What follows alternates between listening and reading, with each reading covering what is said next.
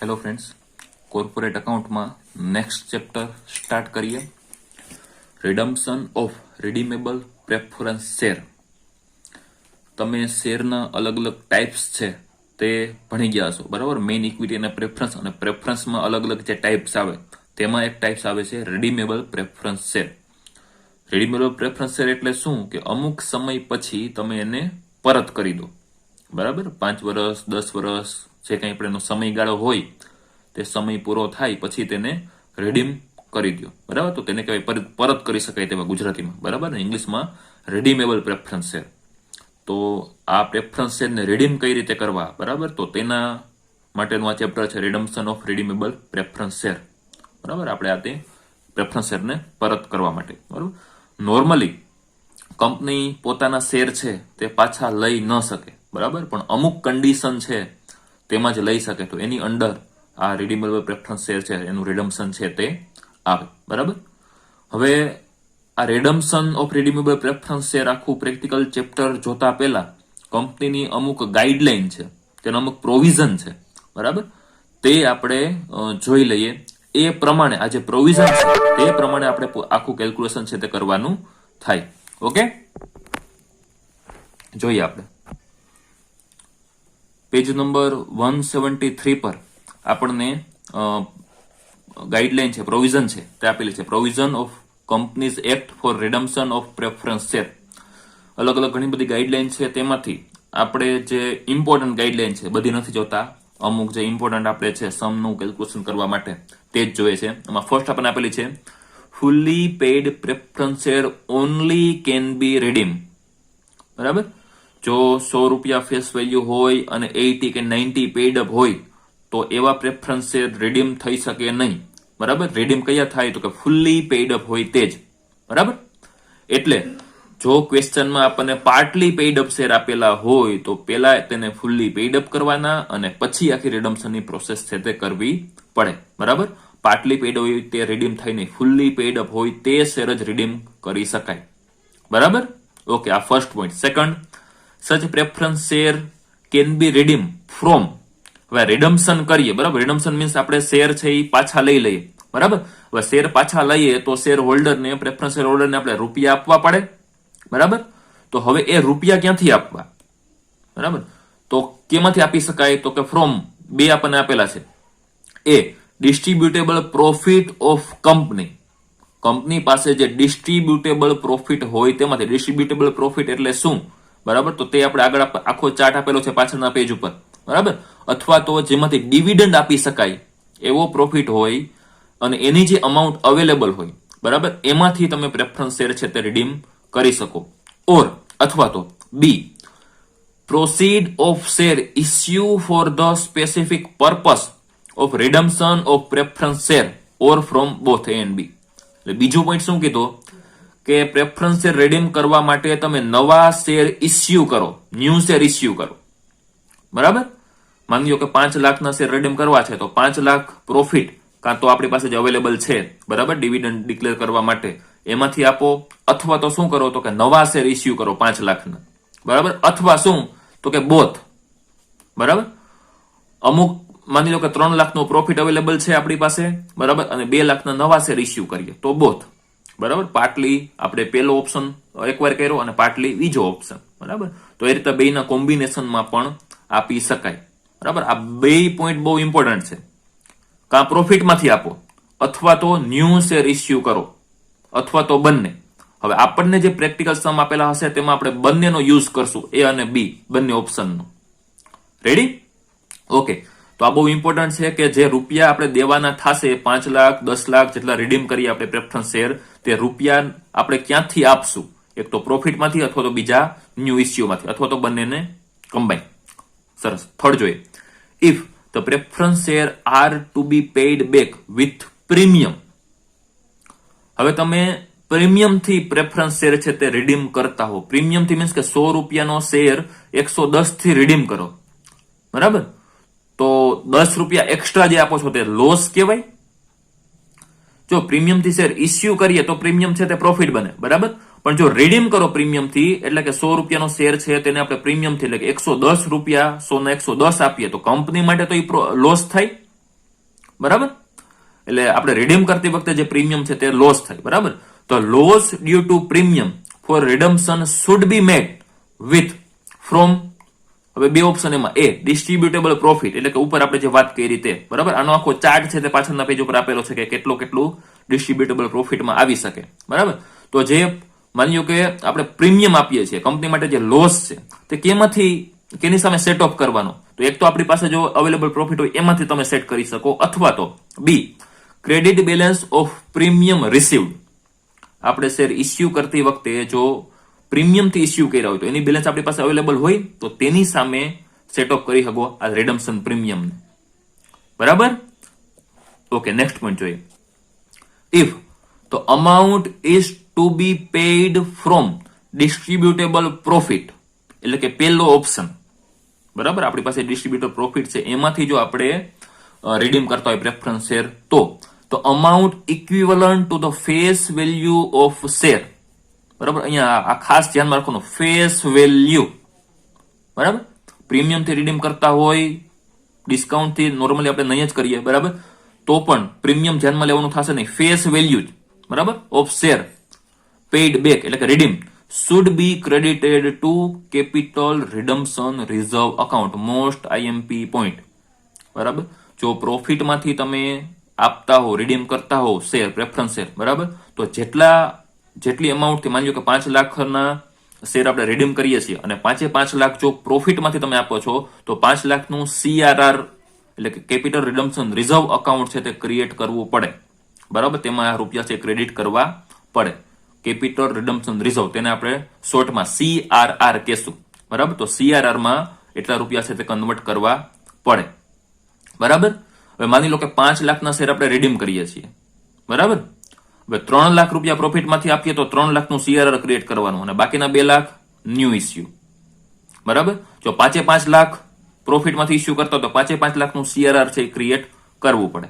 બરાબર. એટલે ક્વેશ્ચનમાં આપણે કેટલા રિડીમ કરીએ છીએ તે આપણે કીધું હશે, 5 લાખ, 10 લાખ, 15 લાખ. બરાબર. અને જો બેમાંથી એક આપેલું હોય, આ બે થઈ અને ટોટલ CRR અને ન્યુ ઇસ્યુ બેની ટોટલ અમાઉન્ટ થઈ અને રિડમ્પશનની અમાઉન્ટ છે તે બની જવી જોઈએ. માની લો કે 10 લાખના શેર આપણે રિડીમ કરીએ છીએ, એમાંથી ક્વેશ્ચનમાં આપણને કીધું કે 2 લાખના તમે ન્યુ ઇસ્યુ કરો છો, તો CRR કેટલાનું ક્રિએટ કરવું પડે? 8 લાખનું, 10 - 2. બરાબર. અથવા તો ક્વેશ્ચનમાં કીધું કે 10 લાખના શેર આપણે રિડીમ કરીએ છીએ અને આપણે CRR ક્રિએટ કરીએ છીએ 4 લાખનું, તો હવે 10 માંથી 4 કાઢો તો 6 ઘટે, તે 6 લાખનું શું કરવાનું? New issue. ઇટ મીન્સ કે ન્યુ ઇસ્યુ અને CRR બેની અમાઉન્ટ થઈ અને ટોટલ જે રિડમ્પશન થાય એની અમાઉન્ટ બની જવી જોઈએ. બરાબર. આ બધા પોઈન્ટ છે તે પ્રેક્ટિકલ સમ આપણે કેલ્ક્યુલેટ કરશું ત્યારે આ બધા સમ છે તેના બેઝ ઉપર આપણે સમ કરશું, એટલે આ આપણને ધ્યાનમાં હોવા જોઈએ. બરાબર. પાંચમો આપણી માટે એટલો બધો અહીંયા કામનો નથી એટલે સ્કીપ કરીએ છીએ. છઠ્ઠો point, after the redemption of share the company can utilize the balance amount of CRR. આખી પ્રોસેસ આપણે કરી અને CRR માં આપણે જે પ્રમાણે જરૂરિયાત હતી એ પ્રમાણે આપણે રૂપિયા ટ્રાન્સફર કર્યા. તો હવે શું કરવાનું? CRR for issuing fully paid bonus share to the existing share holder. CRR નું શું કરવાનું? બરાબર. CRR માની લો કે આપણે ક્રિએટ કર્યું, પ્રોફિટમાંથી CRR માં આપણે રૂપિયા લઈ ગયા, તો હવે આ CRR નું કરવાનું શું? તો કે ફુલ્લી પેઇડ બોનસ શેર છે તે એક્ઝિસ્ટિંગ શેર હોલ્ડરને આપવા માટે આ CRR નો યુઝ થઈ શકે. બાકી CRR છે તેનો તમે બીજો કંઈ યુઝ કરી શકો નહીં. બરાબર. ક્લિયર? તો આ એટલા પોઈન્ટ છે તે આપણે અહીંયા ઇમ્પોર્ટન્ટ છે. હજી એક પાછળ પોઈન્ટ બાકીના અહીંયા આપેલા છે 7, 8, 9, તો એ અહીંયા એટલા બધા આપણે પ્રેક્ટિકલ સમના કેલ્ક્યુલેશન માટે ઇમ્પોર્ટન્ટ નથી, તો આપણે ધ્યાનમાં લેતા નથી અત્યારે. બરાબર. હજી એક જોઈએ, પાછળ આપણને પોઈન્ટ આપેલો છે, સ્પેશિયલ પોઈન્ટ છે.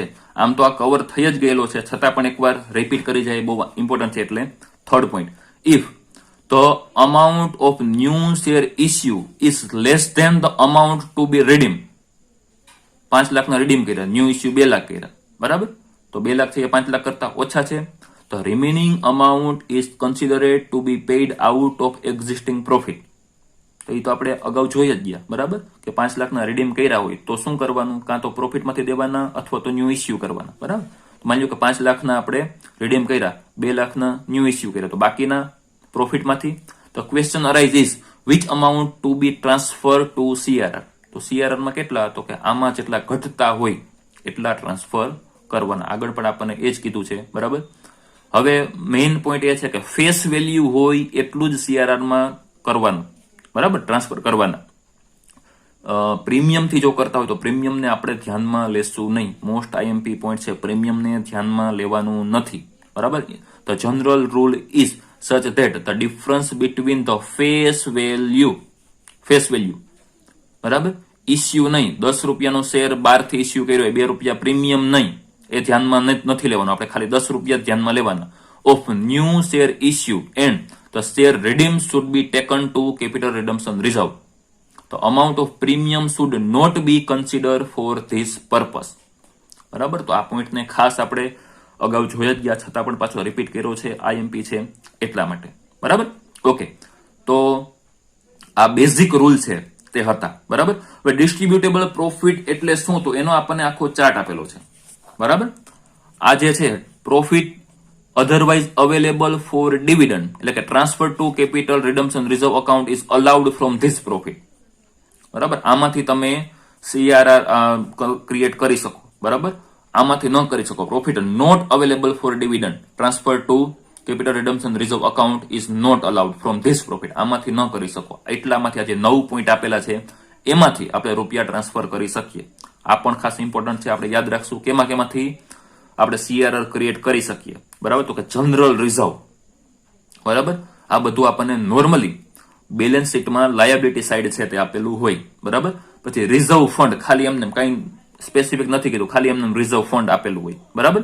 General reserve, second reserve fund, third dividend equalization fund, એમાંથી CRR ક્રિએટ થઈ શકે. પછી insurance fund, workmen's compensation fund, workmen's accident fund, voluntary debenture redemption account, voluntary debenture sinking fund અને પ્રોફિટ એન્ડ લોસ અકાઉન્ટ. એટલે આની જે balance હોય, બરાબર. હવે બેલેન્સમાં લાયબિલિટી સાઈડ હોય તો જ, એટલે લાયબિલિટી સાઈડ ક્યારે હોય, આપણો પ્રોફિટ હોય તો, બરાબર. જો લોસ હોય તો તે અસેટ સાઈડ અને પ્રોફિટ એન્ડ લોસની બેલેન્સ આપેલી, બરાબર.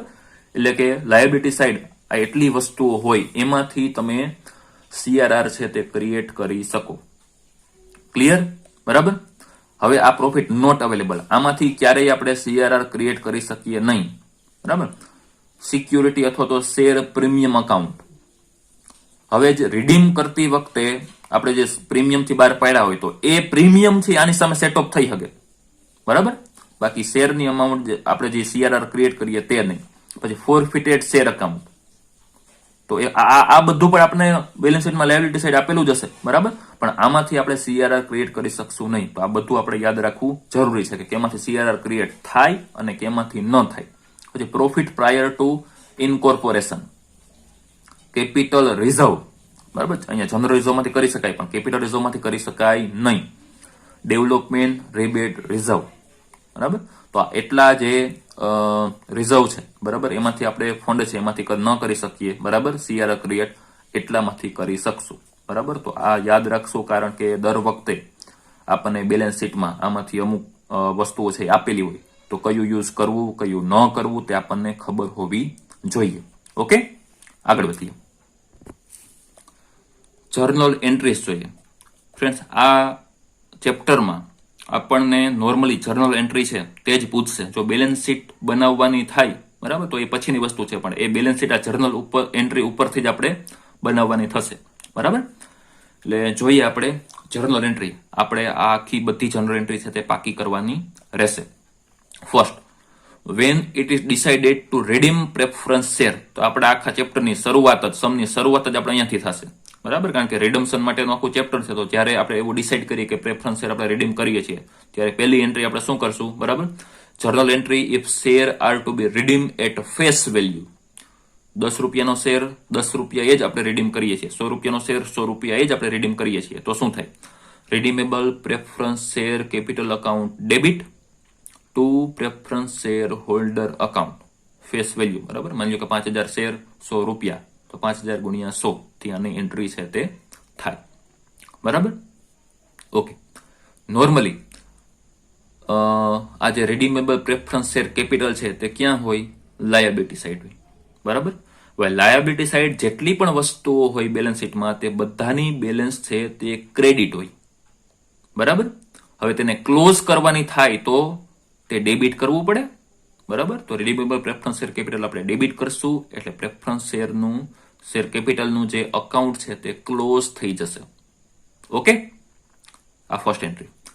હવે બી માં શું કીધું? General entry if share are to be redeem at premium. જો પ્રીમિયમ થી આપણે રિડીમ કરીએ તો, બરાબર, 100 રૂપિયાનો શેર 110, 105, 120 થી રિડીમ કરીએ, બરાબર, તો પ્રીમિયમ છે તે આપણી માટે લોસ બને, કારણ કે આપણે પ્રીમિયમ દેવાનું છે. કંપની માટે તે લોસ છે. જે રિસીવ કરશે એની માટે ફાયદો છે, બરાબર. આપણે ઇસ્યુ કરીએ ત્યારે આપણે પ્રીમિયમ રિસીવ કરીએ, બરાબર. ન્યૂ શેર કેપિટલ ઇસ્યુ કરીએ ત્યારે આપણે પ્રીમિયમ રિસીવ કરીએ તો આપણી માટે પ્રોફિટ છે. પણ અત્યારે તો શું છે? આપણે પ્રીમિયમ આપવાનું છે. 100 ની બદલે આપણે 110 રૂપિયા આપવાના છે, તો 10 એક્સ્ટ્રા આપીએ એ આપણી માટે લોસ બને, બરાબર. ત્યારે જનરલ એન્ટ્રી શું થાય? Redeemable preference share capital account debit, ઉપર કર્યું એમ જ ફેસ વેલ્યુ થી. પ્રેફરન્સ શેર રિડમ્શન પ્રીમિયમ, ખાલી પ્રીમિયમ નહીં, રિડમ્શન પ્રીમિયમ અકાઉન્ટ ડેબિટ, જેટલું આપણે પ્રીમિયમ આપતા હોય તે, ટુ પ્રેફરન્સ શેર હોલ્ડર, બેનું ટોટલ આપણે અહીંયા લઈ લેવાનું થાય, બરાબર. એટલે કાં પેલી એન્ટ્રી આવે કાં બીજી એન્ટ્રી, બેમાંથી એક. જો પ્રીમિયમથી આપતા હોય તો આ, ફેસ વેલ્યુ થી આપતા હોય તો આ એન્ટ્રી આપણે કરવાની થાય. ક્લિયર? તો જનરલ એન્ટ્રીની શરૂઆત આ બેમાંથી એક એન્ટ્રીથી આપણે થાય. સેકન્ડ જોઈએ, for making provision of amount of for redemption of preference share. હવે માની લો કે આ 5 લાખ 10 લાખ જેટલા દેવાના થયા, તો એનું પેલા આપણે હવે ક્યાંથી તે લઈ આવશું તે આપણે જોવું પડે, બરાબર. તો એમાં પેલું journal entry if share are to be redeem out of distributable profit. આપણે સીઆર આ જેટલા માન્યું કે રિડીમ કરીએ છીએ 5 લાખ 10 લાખ, બરાબર, તો શું કરવાનું થાય? કાં તો પ્રોફિટમાંથી, તમારી પાસે જે ડિસ્ટ્રીબ્યુટેબલ પ્રોફિટ અવેલેબલ છે એમાંથી કરો, અથવા તો ન્યૂ ઇસ્યુ કરો. તો ફર્સ્ટ આપણે શું કીધું છે કે તમે ડિસ્ટ્રીબ્યુટેબલ પ્રોફિટમાંથી શેર રિડીમ કરો છો તો જનરલ એન્ટ્રી શું થાય? Profit and loss account debit two CRR. હવે અહીંયા પ્રોફિટ એન્ડ લોસ ની બદલે 9 આઈટમ પાછળ આપણે જોઈતી, બરાબર, તેમાંથી ગમે તેમાંથી આ રૂપિયા છે તે લઈ શકાય અને CRR માં ટ્રાન્સફર કરી શકાય, બરાબર. તો CRR ક્રેડિટ એટલે એક નવું જ રિઝર્વ છે તે લાયબિલિટી સાઈડ આપણે ક્રિએટ કરી, બરાબર. CRR કેપિટલ રિડમ્શન રિઝર્વ, બરાબર. હવે second journal entry if share are to be redeem out of proceed of issuing new share, બરાબર. આપણે રિડમ્શન કરવાનું છે, 10 લાખનું રિડમ્શન કર્યું, માની લો કે 6 લાખ રૂપિયા છે તે આપણે profit and loss account general reserve, આપણે જે ફ્રી રિઝર્વ અને ફ્રી રિઝર્વ કહેવાય, 9 જે આપેલા છે તે ફ્રી રિઝર્વમાંથી આપણે માની લો કે 6 લાખ રૂપિયા લીધા, તો બાકીના 4 લાખનું શું કરશું? તો કે નવા શેર ઇસ્યુ કરશું, બરાબર. તો ન્યૂ શેર ઇસ્યુ કરતી વખતે શું એન્ટ્રી કરવાની તે જોઈએ. First journal entry if new share R issue at face value. જો ફેસ વેલ્યુથી આપણે ન્યૂ શેર ઇસ્યુ કરીએ તો bank account debit to share capital. આ આપણે ભણી ગયા, બરાબર. 12મા ધોરણમાં એકાઉન્ટના બીજા પાઠમાં પહેલું ચેપ્ટર, બરાબર, શેર મૂડીનો વ્યવહાર, બરાબર, ટ્રાન્ઝેક્શન ઓફ શેર કેપિટલ, તેમાં આપણે આ જોઈ ગયા છીએ, બરાબર. ન્યૂ શેર ઇસ્યુ કરીએ ત્યારે સિમ્પલ એન્ટ્રી છે, પૈસા આવે, બરાબર, bank account debit to share capital અકાઉન્ટમાં આપણે ટ્રાન્સફર કરીએ. Second journal entry if new share R issue at a premium. જો પ્રીમિયમથી ન્યૂ શેર ઇસ્યુ કરીએ તો હવે આ પ્રીમિયમ છે તે આપણી માટે પ્રોફિટ બનશે, કારણ કે આપણે શેર ઇસ્યુ કરીએ છીએ, પ્રીમિયમ આપણે લેશું, બરાબર. 100 રૂપિયાના શેરના આપણે 110 રૂપિયા લેશું, તો આ પ્રીમિયમ છે તે આપણી માટે પ્રોફિટ બને, બરાબર. તો બેંક અકાઉન્ટ ડેબિટ ટોટલ જેટલા રૂપિયા આવતા હોય તે 5000 શેર ઇસ્યુ કર્યા, માની લો કે 110 થી કર્યા, તો 5000 ગુણ્યા 110 થી bank account debit to share capital face વેલ્યુથી 5000 ગુણ્યા 100 ટુ શેર પ્રીમિયમ, જેટલાનું પ્રીમિયમ 5 રૂપિયા 10 રૂપિયા XYZ જે આપણે પ્રીમિયમ રાખ્યું હોય.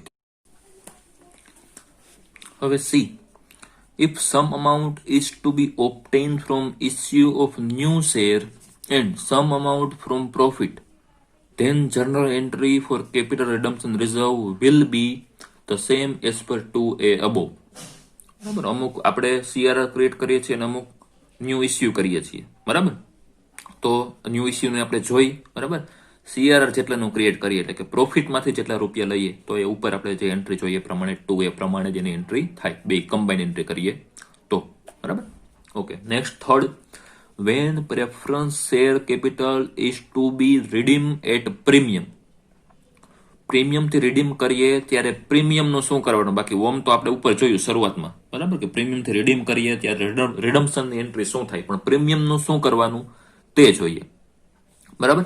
તો general entry for writing off the amount of redemption premium write off કઈ રીતે કરવાનું તે, to profit and loss account or share premium account જોઈએ એનું. Journal entry if redemption premium is written off against profit, જો પ્રોફિટની સામે આપણી પાસે જો પૂરતા પ્રમાણમાં અવેલેબલ બેલેન્સ હોય, બરાબર, અથવા તો શેર પ્રીમિયમ ન હોય તો કમ્પલસરી પ્રોફિટ એન્ડ લોસમાંથી તે સેટઅપ કરવું પડે, બરાબર. તો પ્રોફિટ એન્ડ લોસ એપ્રોપ્રિએશન અથવા તો profit and loss account debit to preference share redemption premium.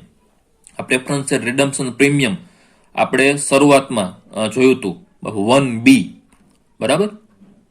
તો ત્યાં આપણે ડેબિટ કર્યું હતું, અહીંયા એટલી અમાઉન્ટથી ક્રેડિટ થાય એટલે રિડમ્શન પ્રીમિયમનો અકાઉન્ટ છે તે સેટ ઓફ થઈ જાય, બરાબર. અથવા તો આ શું કર્યું આપણે પ્રોફિટ એન્ડ લોસની સામે સેટ ઓફ કર્યું, બરાબર. શરૂઆતમાં આપણે જે રિડમ્શન પ્રીમિયમ માની લો કે 100 રૂપિયાનો શેર 10 રૂપિયા 110 રૂપિયાથી રિડીમ કરતો તો 10 રૂપિયા જે એક્સ્ટ્રા આપીએ છીએ તે પ્રોફિટ એન્ડ લોસ સામે સેટ ઓફ કર્યો, આપણી માટે લોસ છે રિડમ્શન પ્રીમિયમ, બરાબર. તો એ લોસ કોઈની સામે પ્રોફિટ એન્ડ લોસ સામે સેટ ઓફ કર્યો. બીજો ઓપ્શન કે journal entry if redemption premium is written off against premium received, અગાઉથી આપણે કંઈ પ્રીમિયમ રિસીવ કરેલું આપણી પાસે હોય જ બેલેન્સ શીટમાં, બરાબર, અથવા તો ન્યૂ ઇસ્યુ કરીએ એ પ્રીમિયમથી કરીએ તો એ આપણો પ્રોફિટ છે, પ્રીમિયમથી ઇસ્યુ કરીએ ત્યારે, બરાબર. તો એ પ્રીમિયમની સામે રિડમ્શનનું પ્રીમિયમ સેટ ઓફ કરીએ ત્યારે share premium account debit to preference share redemption premium.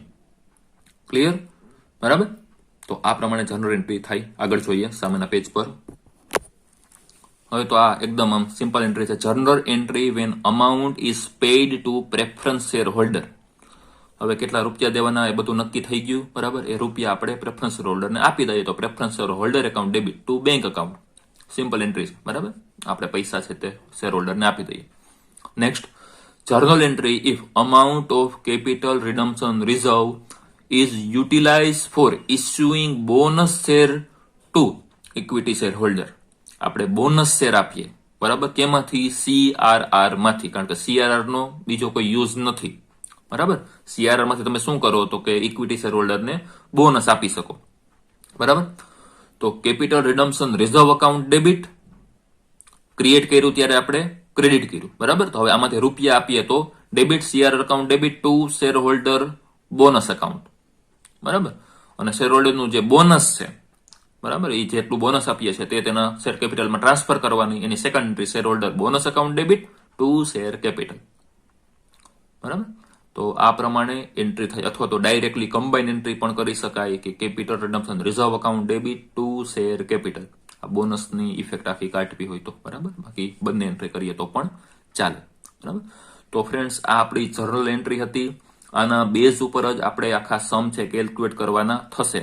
આપણે એક્ઝામમાં જર્નલ એન્ટ્રી જ પૂછાય છે, બરાબર. તો તેનું કઈ રીતના કેલ્ક્યુલેશન કરવું તે આપણે જોશું અને એના ઉપરથી આપણે બેલેન્સ શીટ જો ક્વેશ્ચનમાં કીધું હોય તો બનાવવાની થશે. એટલે આ બધી જર્નલ એન્ટ્રી છે તે આપણે વ્યવસ્થિત રીતના સમજી અને પાકી કરવાની છે, બરાબર. અને આ પ્રમાણે જે રીતના ક્વેશ્ચનમાં સિચ્યુએશન આપેલી હોય તો એ પ્રમાણે જે આપણે જનરલ એન્ટ્રી અત્યારે બધી જોઈ તો એ પ્રમાણે આખો સમ છે કેલ્ક્યુલેટ આપણે કરશું. ઓકે, તો હજી એકવાર બધી જનરલ એન્ટ્રી જોઈ જજો. જનરલ એન્ટ્રીમાં કંઈ પણ ક્વેશ્ચન હોય તો પૂછજો, બરાબર. તેનું આપણે સોલ્યુશન છે તે કરશું. Okay, thank you.